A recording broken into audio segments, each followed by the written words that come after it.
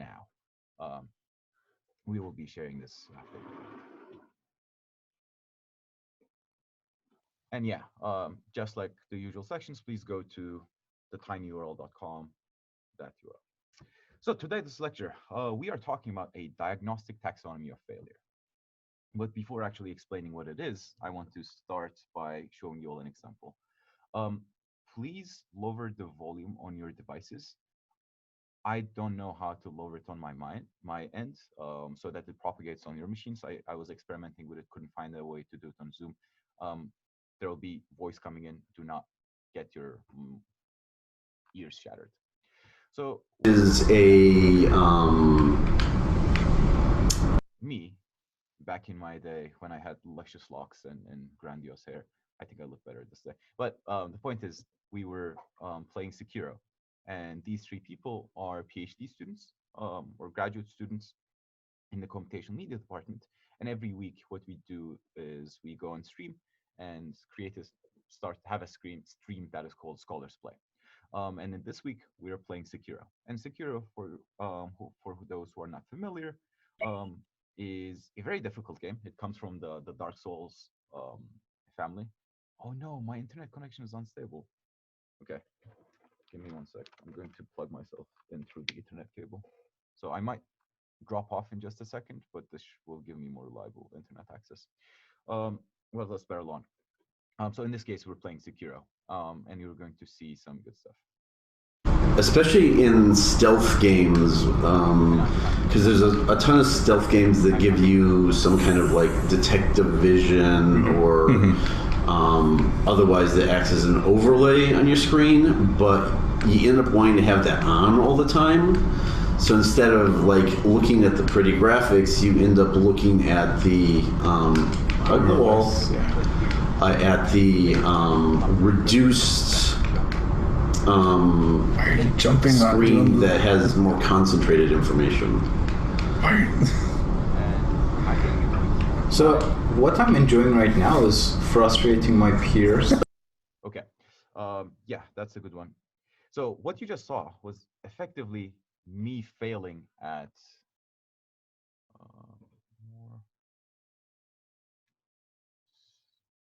okay, I stopped sharing the computer sound. I think that's going to be better. Is this better? Okay, much better. But what we just saw there is me effectively struggling to do a very simple action. And the simple action is just climbing the wall. I'm controlling the game. The game is giving me prompts, but something that just doesn't click. And today we'll be talking about failures. And this is a very specific type of failure. Obviously, I'm failing on accomplishing what I want to do, which is just going up. It should be pretty simple, but for some reason, it is not working. And one thing that I wanted to share there is I'm getting annoyed. The people sitting next to me are getting annoyed. And it is just not a good time for the play experience. And I finished that clip by saying, I have things to say about this. And that clip was done 10 months ago. So this presentation is me actually saying the things that I want to say. So the way these type of research actually emerges is being active and being cognizant as to how you play games and try to extract bits and pieces of it and distilling them down after the fact. So this was an example of me failing in a bad way, that just didn't leave a good taste in my mouth. On the other hand, here's another clip from Sekiro. So now we are about to fight a boss. This is my character. He's a badass, and there's the enemy there looking really, really strong as well. And I'm going to let me speak because what I say is important. Also, this is another classic From Software trope. It's okay. Yep. Okay. I can't go backwards. So this is a lot more space than most Dark Souls enemies. Yeah. Right. Oh, what was that? Okay, that's probably an unblockable attack because that's a big bad sign on top of it. Whoa! What's this? All right, so classic From Software thing where we have to kill you. So a few of the things that I said there was you could see me in real time learn what was going on. I was trying to move around the enemy. I failed in the end. I got my arm chopped off, but the process was very different. There was much less frustration, and I was commenting on my learning process. I would say like, "Oh, there's a thing happening. I tried blocking it, and it didn't block." And I would say things like, "Oh, I guess this means that it's not um, blockable." Or I would dodge backwards, but I would still stay in the range of the enemy. And I would say like, oh, maybe going backwards isn't a good idea after all. So in this case, I also failed, but that didn't feel that good. That didn't feel that bad, even though this face that you see right here isn't the face of joy, but rather a little bit of embarrassment for dying. Turns out you can't even beat this boss. So these two different modes of failure, and more importantly, my different reactions to this types of failure. One where I was failing and it was annoying and it just didn't make me feel good, versus the other one, I could be a part of the learning experience, which made me feel like actually pretty good about this failure. Kickstarted my thoughts about this investigation into failure. And the final one was just in Sekiro. It's a really cool game. What you can do is you can actually jump from place to place using a grappling hook. And I had stopped playing the game and came back to it 2 months later. And when I came back, I just couldn't remember the grappling hook button. And there was there was a place where I needed to grapple. I would jump, slam all the buttons, and fall to my death because I just couldn't remember. And that type of failure was so frustrating because in that case there was just nothing interesting going on. There was no obvious challenge. It wasn't even supposed to be challenging. The gap in which you actually press the button is relatively wide, but it just didn't necessarily work out in that case, and that was frustrating. So what I did was I just searched for it on Google, secure grappling hook, and I realized four, or well, if you assume that these three, well, I want to annotate, if you assume that these three are the autocompletes, 2 out of 3 ones are basically about Sekiro's simple competencies not working very well. Grappling hook not working, how to use it, attack not working, and that made me realize these type of annoying things. Like this is also challenging, right? I'm failing at making progress effectively. That's a challenge, but it wasn't good. So just by going through these different feelings and mapping them to the types of failure, I started to build up a understanding around failure. And this is why it's important because in some cases I was happy, in some cases I was not. Um, and another example that I had viscerally was: does anyone recognize this character? Who is this character from? Or what game this character is from?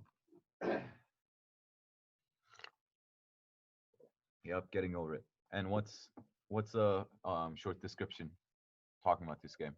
What type of game is it? Yeah, it's like co-op. If people don't know co-op, that doesn't necessarily frustration simulator, Zen through rage. It is not a platformer. Pain, yes. Those are the verbs or adjectives that I would actually use to describe this. Frustration simulator, pain, a fun and balanced platformer. I'm close to kicking Danny out. So, in order to enjoy getting over it, I'm going to play some of it. Can you see the game right now? Okay, sweet. So, this is live. I think this is a really bad idea. But effectively, what this game is about is controlling this character, and the way you control it is by moving the mouse around. It's really difficult, and it's not obvious how you move this person initially. So you have to play around and actually understand the intricacies of this movement style. And yeah, so you basically jump off certain things, and you are trying to climb. So let me see if I can go back up there because I need to go. Okay, sweet, nice. Um, this place is called Devil's Chimney. Devil's Chimney is one of the, not most, but it is the first difficult part. Up until here, what you could do is you could just like power through them. You can like swing your hammer and hope for the best. But here you actually need to think. And when I first, well, yes, I agree. Getting here is also the first problem. The first big obstacle is the first tree at the start of the game. If you can get that, then spending 2 more hours to get here is possible. But the point about this Devil's Chimney is it is not obvious how you attack this obstacle. And when you look at getting over with it, it might look like a game about just being have doing precise movements and not being bad at the game from a dexterity standpoint, just like knowing where to balance the the hammer. But a big portion of it I've realized was deciding on how to move. So, am I going to put myself up there up until the? Oh, God. Yeah, this was not the best idea. Okay, maybe the plan is to put myself up on that rock and actually jump on top of it, or maybe I'm going to try to fire myself from this way and make this move. And one thing that I've realized when I was actually here, I had no idea how to tackle this problem. So the reason why I was failing was because of a planning issue. I had no plan, or rather, the plans I would make of just like, okay, I'm gonna go up and then throw myself up was a wrong plan. So the planning stage was a problem, the plan of what you're actually about to do. And after I've figured out what the correct way or the way that I'm comfortable going up, which is putting yourself up there and then doing this type of motion, just like trying to, yeah, climb up. Now that I have a plan, I have an established plan. What remains for me to do is to execute that plan. So now I'm going up. The planning stage is fine. And what remains is the execution stage.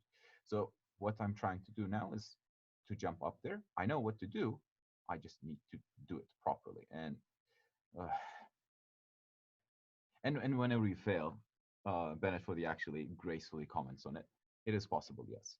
But what you just saw there wasn't me making a bad plan or not necessarily knowing what the plan was or failing because I've made a bad plan, but rather just failing in executing that plan. So playing this game, I started recognizing different ways of failing. So the failure could stem from different means. I'm going to stop playing this abysmal game now. And here's me with, once again, much nicer hair going up um, in a much later state of the game. Basically talking about, yeah, basically talking about similar things. Here, this is once again a difficult part of the game.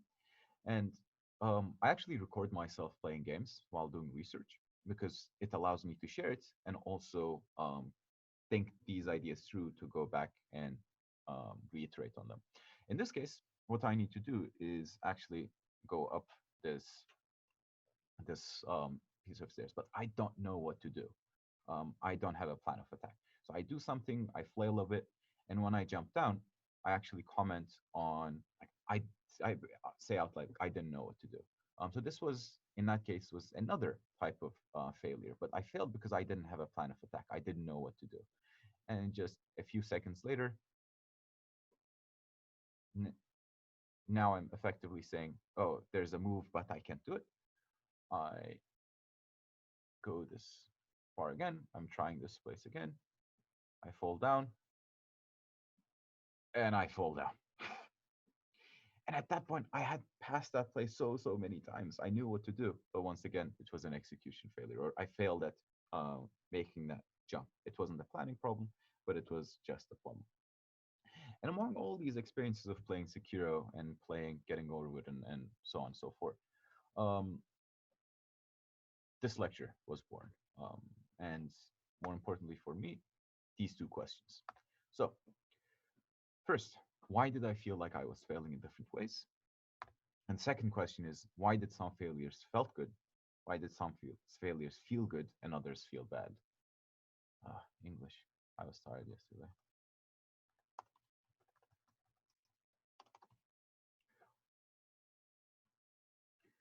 And these two questions, why did I feel like I was failing in different ways? And why did some failures feel good and others feels bad? Kickstarted my research in this lecture.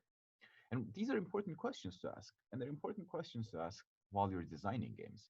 Because if you understand and recognize that there are different ways of failing, then you can tailor your game, create your decisions to further some types of modes of failing, whereas minimizing or reducing other types of failing. And why did some failures feel good and others feel bad? I'm gonna pass. Well, it matters because You want people to feel good most of the time, so you can actually take action so that failures are happening more and more where people are feeling good, and less where people are not. And all these questions culminated into a paper, a diagnostic taxonomy of failure in video games, where I mapped out different classes. And today we're going to learn what that is. And effectively, at the end of this lecture, I want you to have a method, a method to answer these two questions. Because first, recognizing that these are important questions is one step, but sure, you see the questions, but what do they actually mean? We also want to have a method of answering it, and this lecture will hopefully give you that. And also, this is a systems class. So how does this relate to systems? Well, it relates it pretty directly, actually, because one of the things that we want you to be aware of is the intricacies and the implications of the decisions you make while you're designing your systems. So if you have a terminology to talk about failure and guiding the player's emotional state or basically responses, then you can ask the question, how do the game systems guide the player away or towards failure? So and we're going to talk a little bit about how failures actually relate to the systems that you're designing later. Um, any questions so far?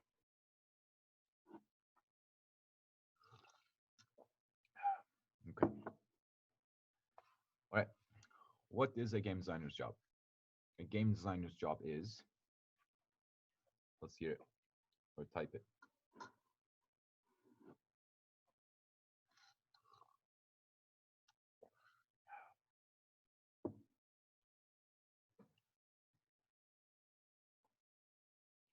Anything could be fine. Just fire away. What is a game designer's job? To design games. Okay. Yeah. Create playable art. I like this one. There's a really good article about the door problem. I like to tell a story one. Yeah, that's a pretty good one. Um, but what I initially claimed at the start of this project was a game designer's job is to minimize failure. So when you read this, how does this make you feel? Do you agree? Do you disagree?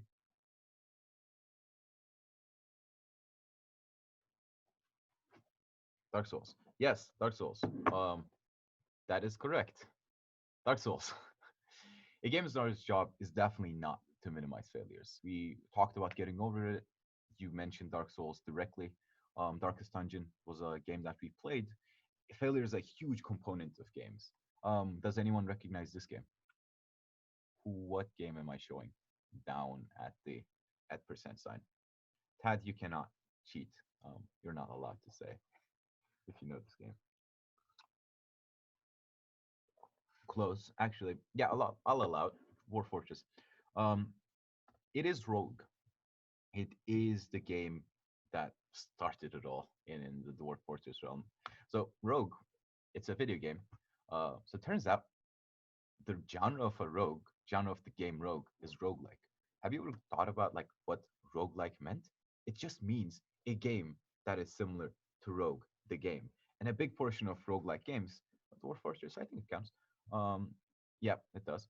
Um, is to die again and again. But why are we looking at this Wikipedia page? Because it has been developed in students in UC Santa Cruz. So maybe one of you or all of you or different parts of you are going to create a game so influential that is going to spawn a genre.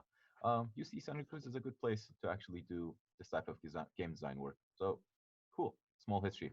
But yes, all these type of games that actually have failure as a huge component in them. And not only this, Mario.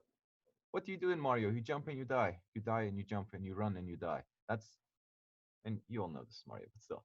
Um, even in games that are much more cheerful and less about grime and punishment and dying, failure is a big component of it. So yeah, failure is necessary. Not for all games, but it definitely is an influential spice in the craft of cooking video games. So a game designer's job is not to minimize failures, it's something else.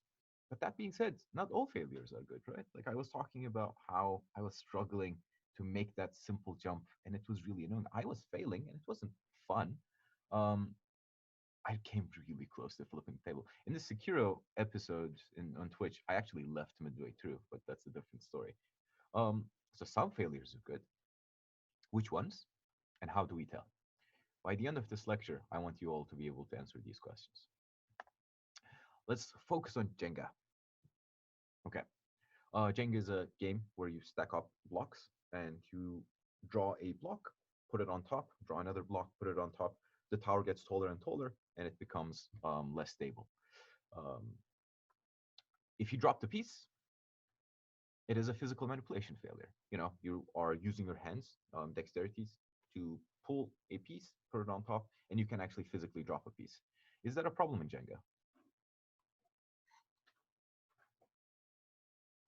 Problem in the sense of problem as a part of the design. Like if someone drops a piece in Jenga, do people around is like, ah, that shouldn't have happened in the game. Like that's bad. That's just not good game design, not good gameplay.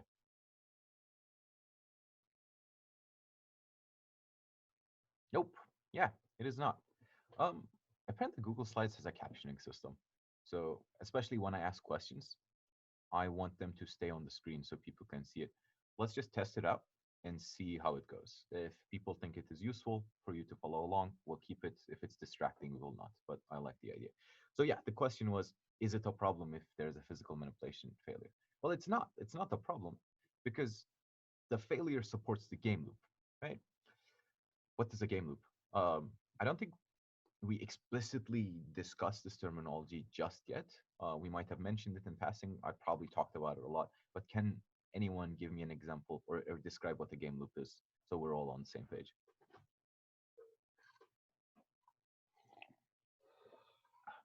And there are, for this question, there are correct and incorrect answers, but attempting it is correct in its own rights.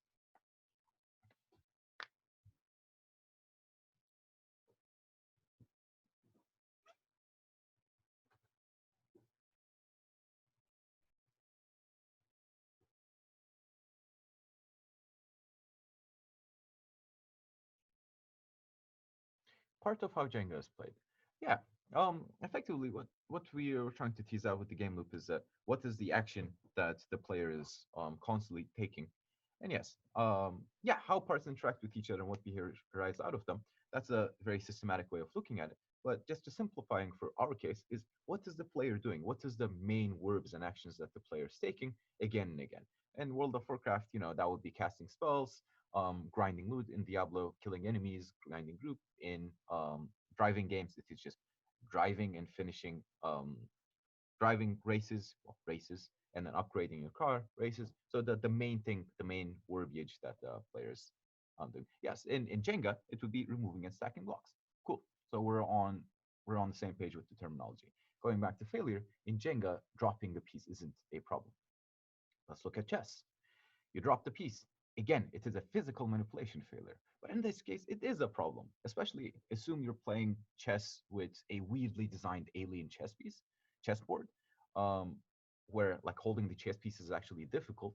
Well, then it is a problem. If people constantly keep on dropping the chess pieces, then it would be better if the design of that specific chess piece is changed, chess set is changed. Why? Because this type of failure, physical manipulation failure, does not support the game loop of chess. Because chess isn't about physically moving the pieces. It is about the cerebral and analytical process that the player is going through when they're deciding where to move the pieces, how to position, how to attack, how to push, how to, you know, set up perimeters. Weird way to explain chess, but you get the idea. So there is the same type of failure. It's a physical manipulation failure.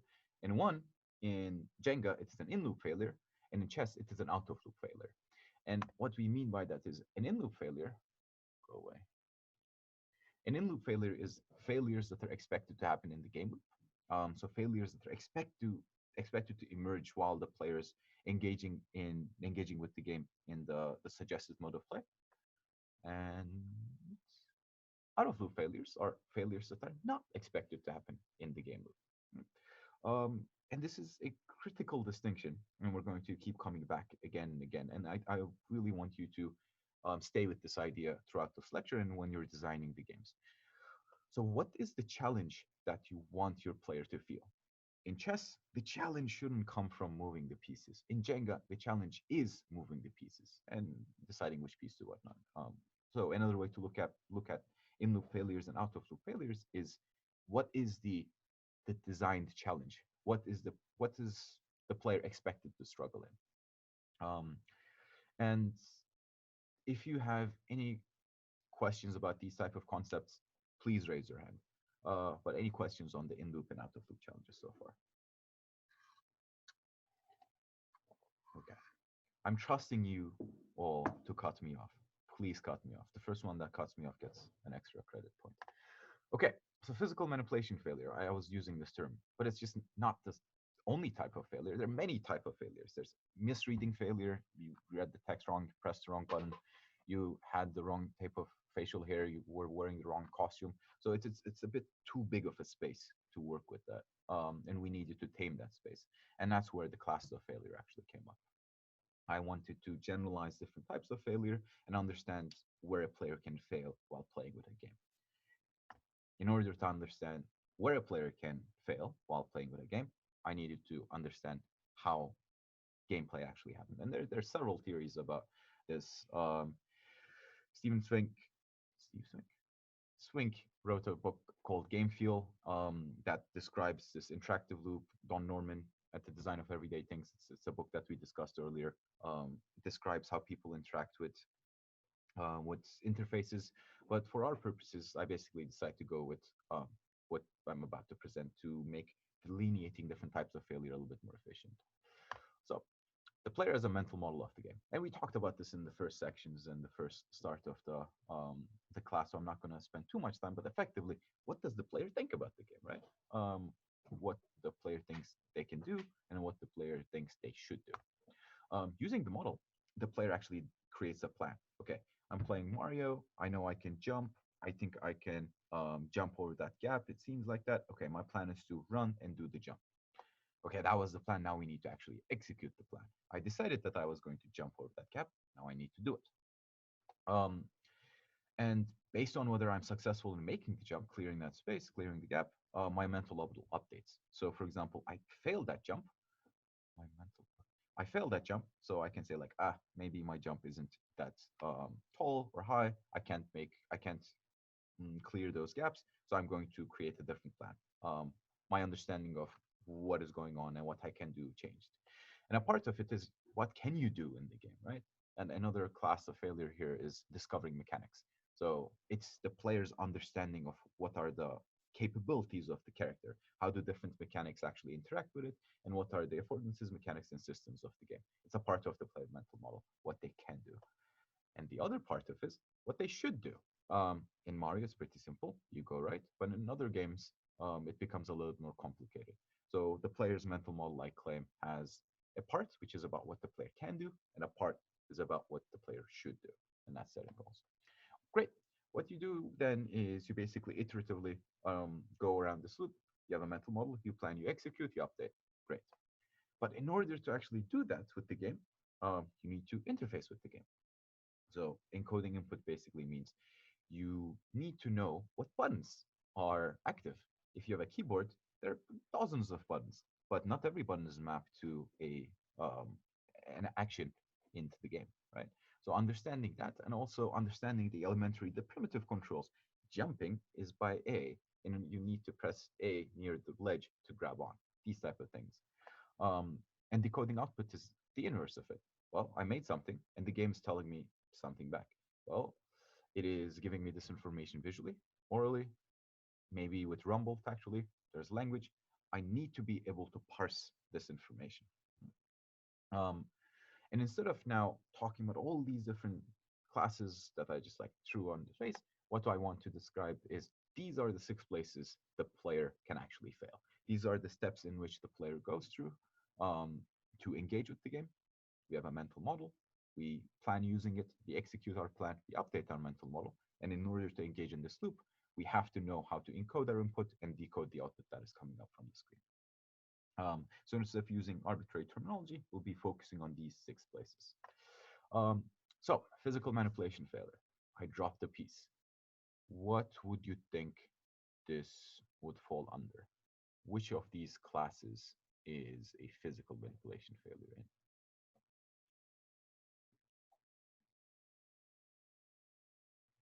I'm going to type my questions directly. Okay. Yes. Yes. Execution. We are going to get to that, Glenn. That's a very important question. We're going to get to that. But yeah, when I'm thinking about physical manipulation failure, I make a plan of moving the piece or moving a block. I fail in doing that, and ergo, it is an execution failure. Yeah. Yay. And in Jenga, it is an in-loop failure class, right? So we describe in-loop as to say failures that support the intent of the game, support the game loop of the game. So in Jenga, it is an in-loop failure class. It is okay if people are failing in an execution class in Jenga. Whereas in chess, it is an out-of-loop failure class.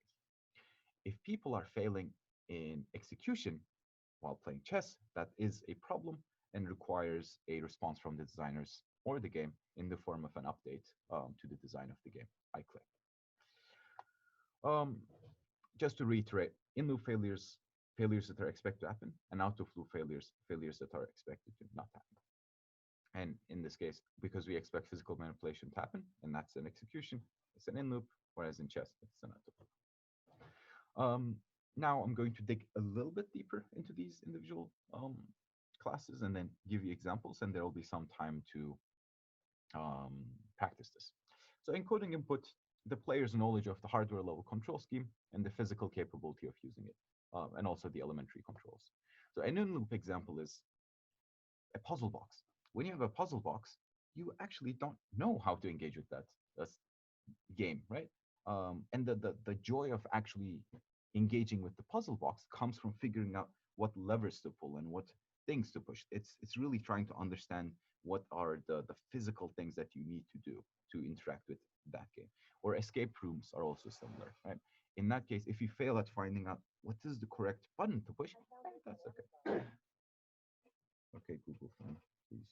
You cannot disrupt my class. Oh, wow, it's been recording me. Anyway, can anyone think of an out of loop failure um, example?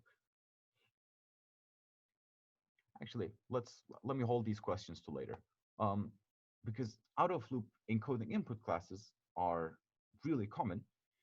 If you don't know what buttons are used by the game, then that's a problem. For example, me not knowing what the grappling hook button was an out of loop encoding input failure. I just didn't know, and it was annoying. And it was out of loop because the point of the game isn't to figure out what buttons to press. Um, a lot of accessibility issues actually come under this class. So these are all links, and I'm going to share the presentation with you. But effectively, Firaxis, the developers of Civilization, made a change to Civilization UI, and that broke how the game could be played by a certain accessibility tool.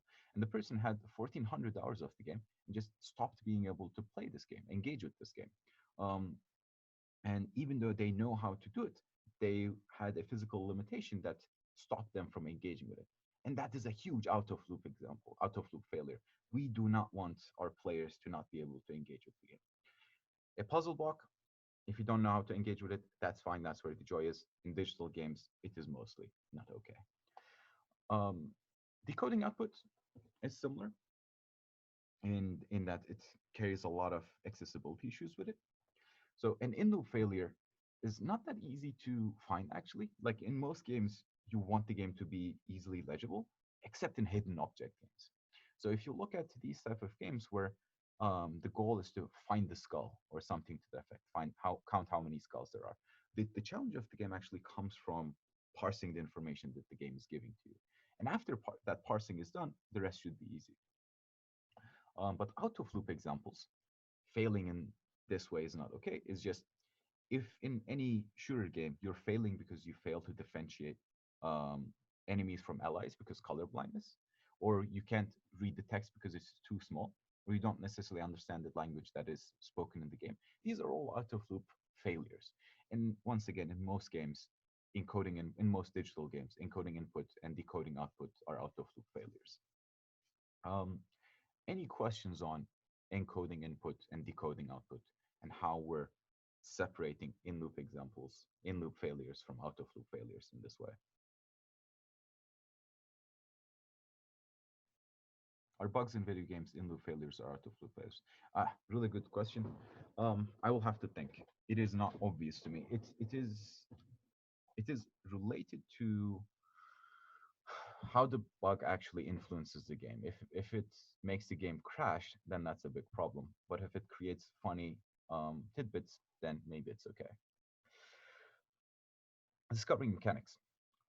Effectively, it is the player's understanding of the game mechanics. Does the player understand what are the capabilities the game is offering to you? And an in-loop failure is rather interesting. It is when experimentation and emergent capabilities is a part of the gameplay.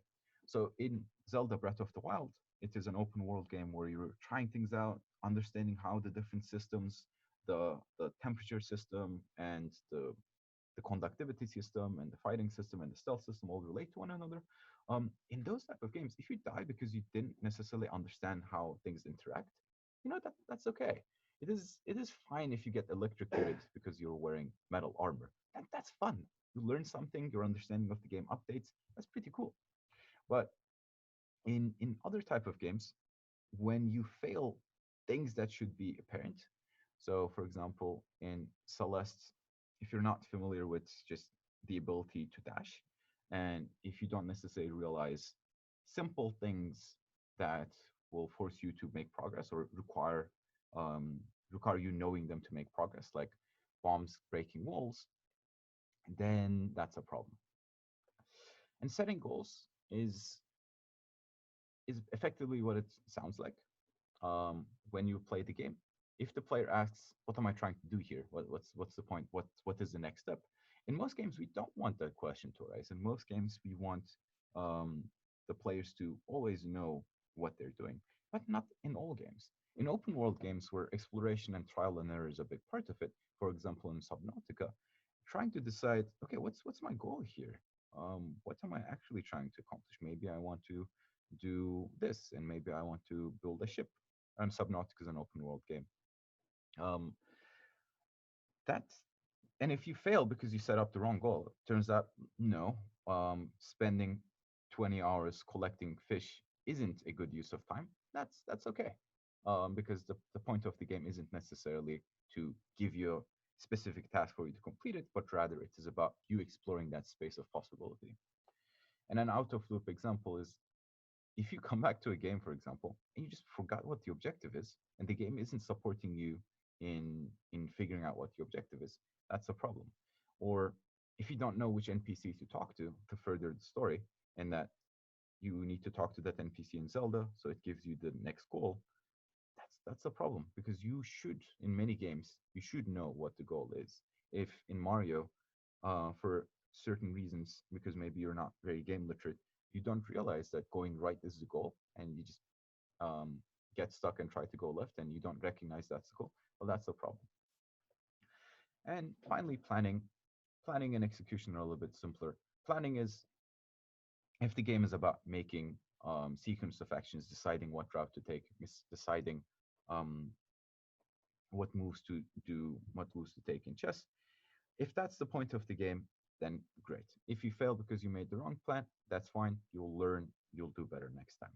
But let's say, and this is an example. So this is Celeste, it's a platformer. In here, what you're seeing is I am trying to jump to the next wall, and that is impossible. My plan is to run, dash, and try to grab that ledge. And that is not going to work because what I actually need to do is go left and then use the other platform. In this case, I'm making a wrong plan, but because Celeste is actually a part of Celeste is about figuring out what route to take, it is totally fine in this case. Um, a out of loop failure would be to just maybe a game is not about making plans. A game is totally about just reactions, like Guitar Hero. But because you picked the wrong loadout, you are locked off from progressing. So maybe a game that is about just reactions will cut you off because you made the wrong decision. And out of loop examples of planning is relatively hard to find because in most games, the player has to make a decision somewhere about how to proceed. And that is mostly a big part of the game loop. And execution finally is okay, I've decided what to do. am I capable of doing it? One of the questions that came up earlier was what's the difference between execution and encoding input? Execution is your moment to moment ability to press the buttons at the right time, to the right buttons. So if I'm playing Mario, can I actually, make that jump? Encoding input, on the other hand, is the categorical ability. Like, do I have the physical means of pressing that button? Maybe I broke my left arm and I cannot play that game with one hand, for example. In that case, I cannot categorically do that, or I don't know what button maps to jumping. In that case, it is encoding input compared to my ability to make that jump at that moment in time. Who had Does that help answer the question, Clem?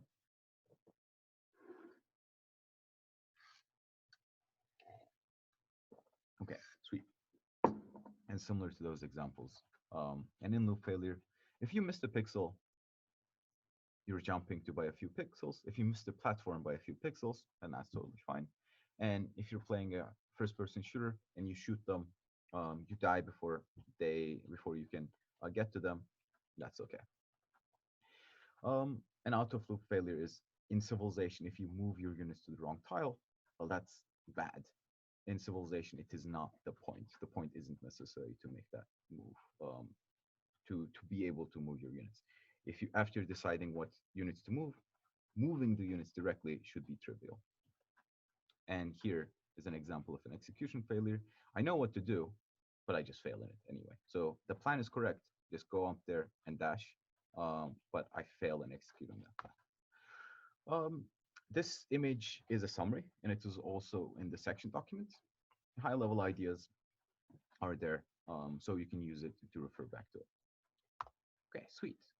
I wanted to take a break, but I'm running behind, so I'm not going to do it. And this is giving you flashbacks. Yeah, that's a difficult game. Um, Unfortunately, I'm going to skip this one. And I think what we're going to do is embed this into Project 2 as a part of it. Sorry for that. But one question is, which were the most confusing, if you found any of them confusing? And before moving forward, if you'd like to ask any questions about any of the classes, if there are any, like, I don't fully see the distinction between this and that. So I'm going to take a few moments and open up the space if you have any questions for those.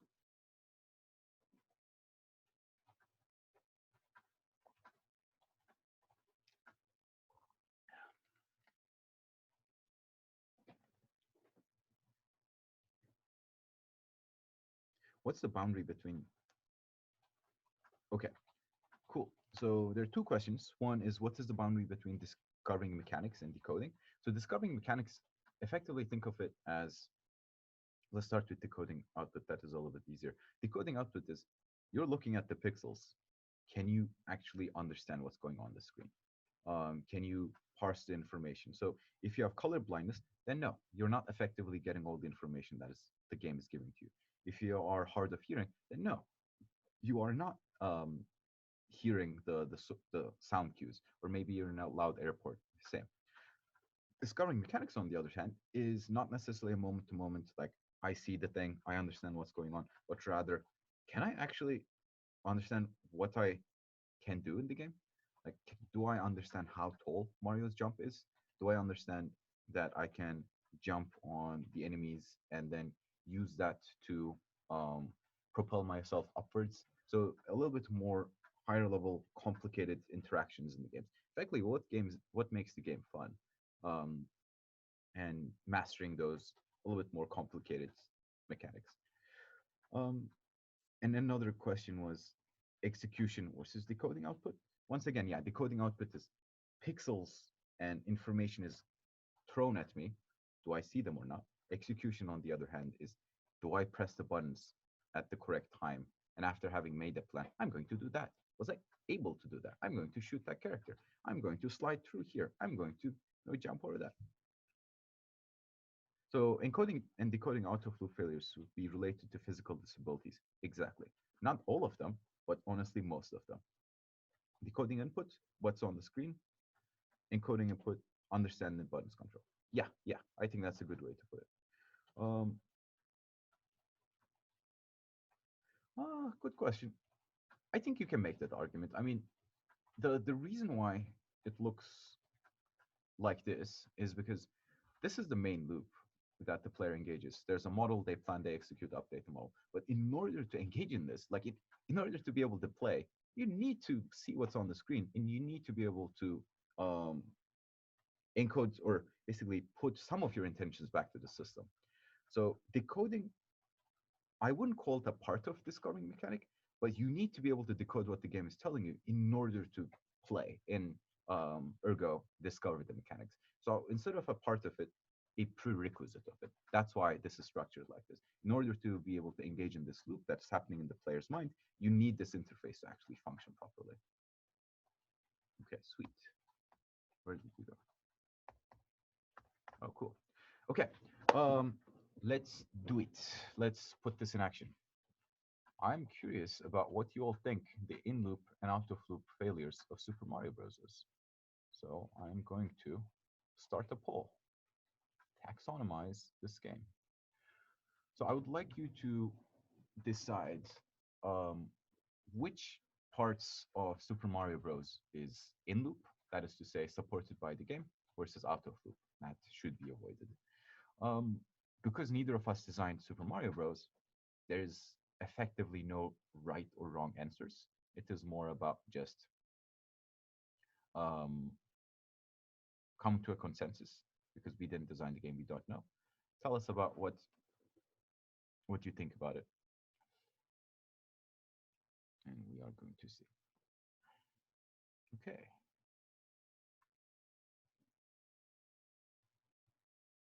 awesome. People are voting, and yeah, the way to actually decide how to go about these things isn't obvious. Um, I find it useful to think about them while you're designing them or analyzing the game. But what I found interesting is places where people disagree. Um, and through that disagreement, I think better understanding of the games comes up. Okay, almost everyone voted, and I think you can see the results in real time. And I don't want to end it. If I move the screen there, can you actually see the results?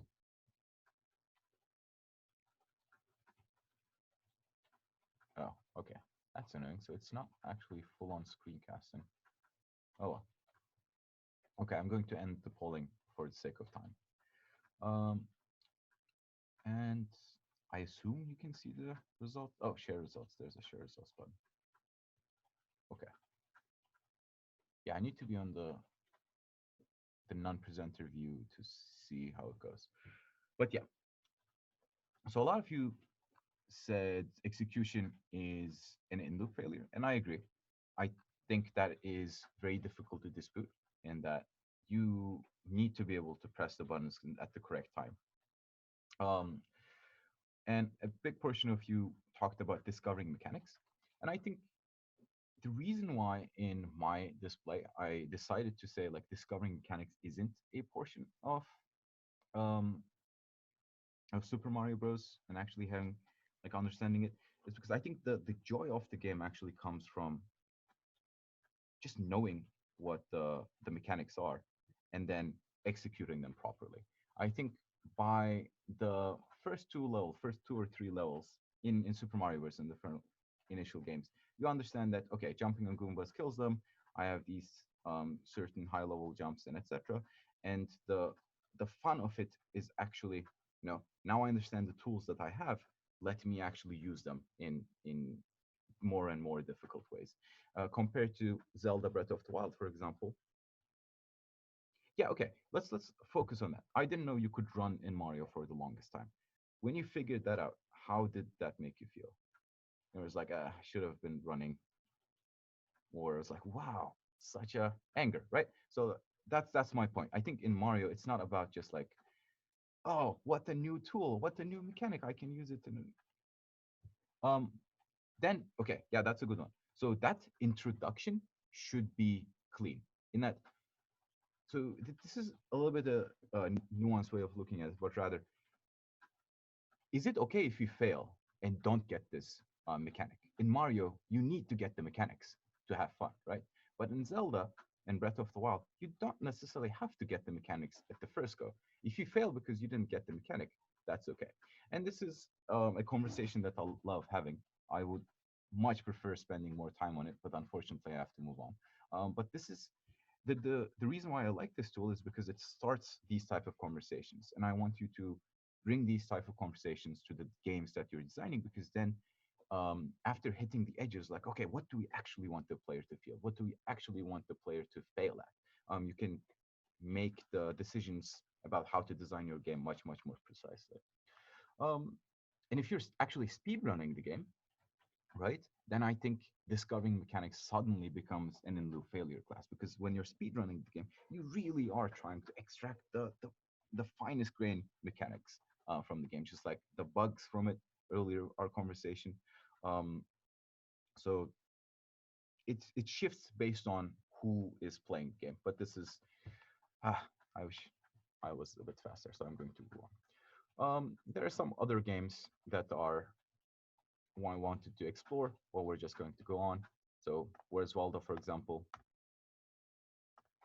Well, here's Waldo from this thing. Let's just move on. In Where's Waldo, only decoding output is an in-loop failure class. Whereas Waldo is a game where you need to find a small character in a busy screen similar to this. After finding this character, there's you need to know your goal. If you're failing because you don't know your goal, that's a problem. If you're failing because um, you don't know the mechanics of the game, it is a problem. The only difficulty should come in in figuring out where Waldo is, and I think that's a healthy way of looking at it, which is what is the difficulty of the games should be at. I think in Super Mario Bros., the difficulty, the challenge shouldn't come in discovering the mechanics. The difficulty should be after having discovered the mechanics, planning and executing. Whereas in more open games, the difficulty of the game can be experimenting with different mechanics and seeing how they work. And it is definitely a debatable point, and I love those debates. Animations, those really stick. Okay. I wanted you to pick a game to taxonomize, but we're also going to skip this, and I'm going to ask you to do it for your project too.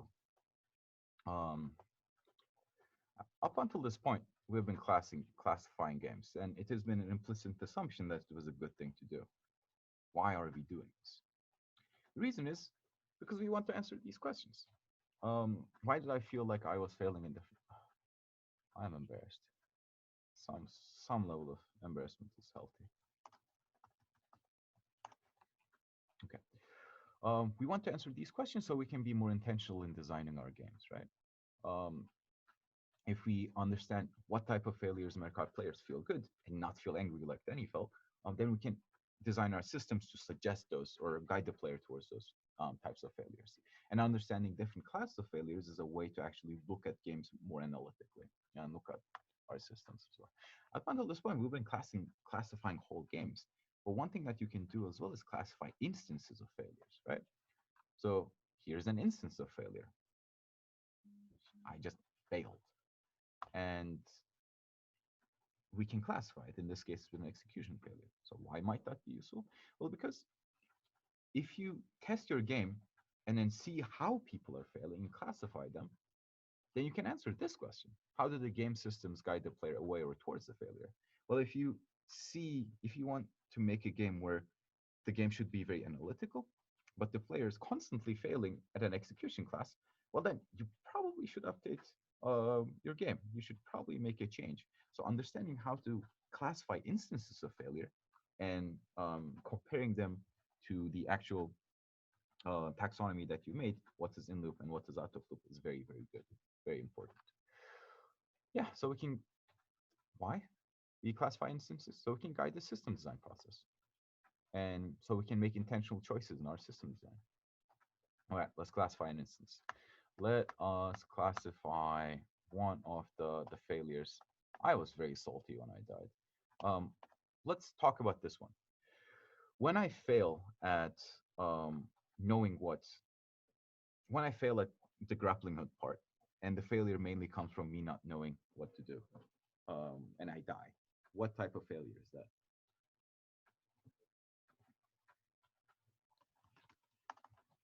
going to write it to the chat as well.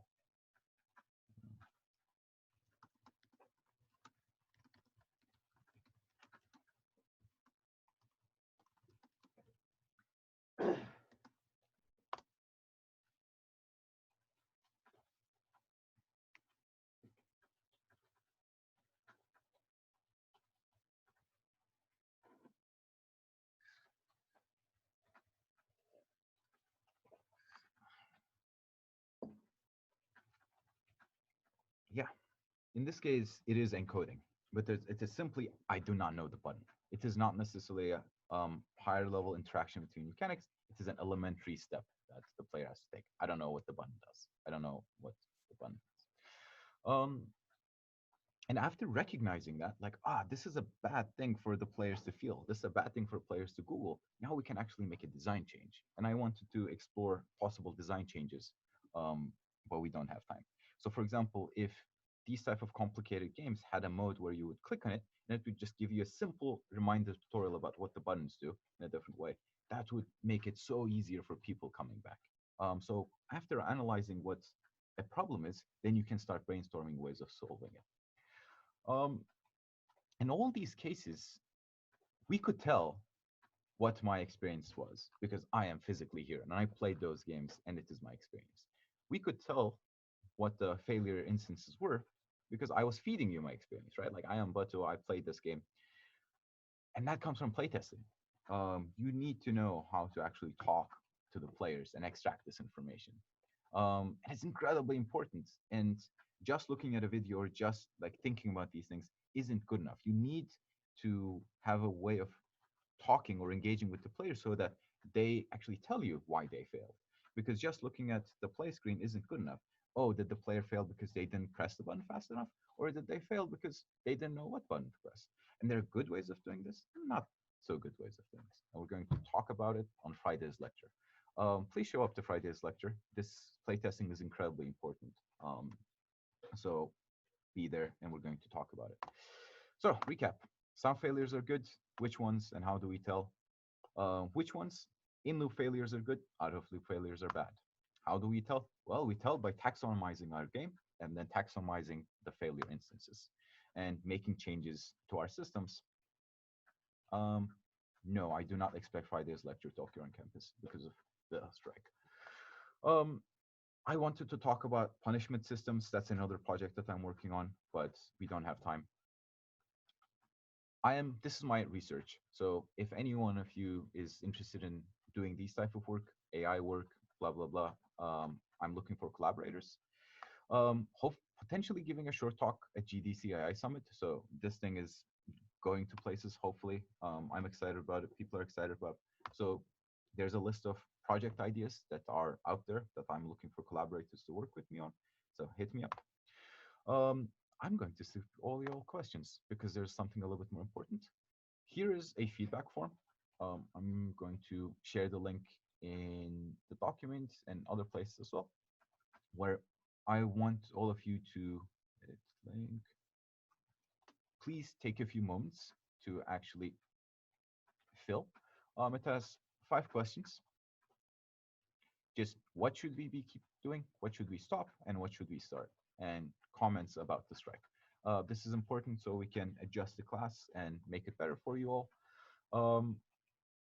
And the class is officially over. Sorry for going over time for 2 minutes. I'll be hanging around if you have any questions about all this, about the taxonomy, how to use it, or the feedback one. And yeah, thank you for being here. I'm going to stop recording.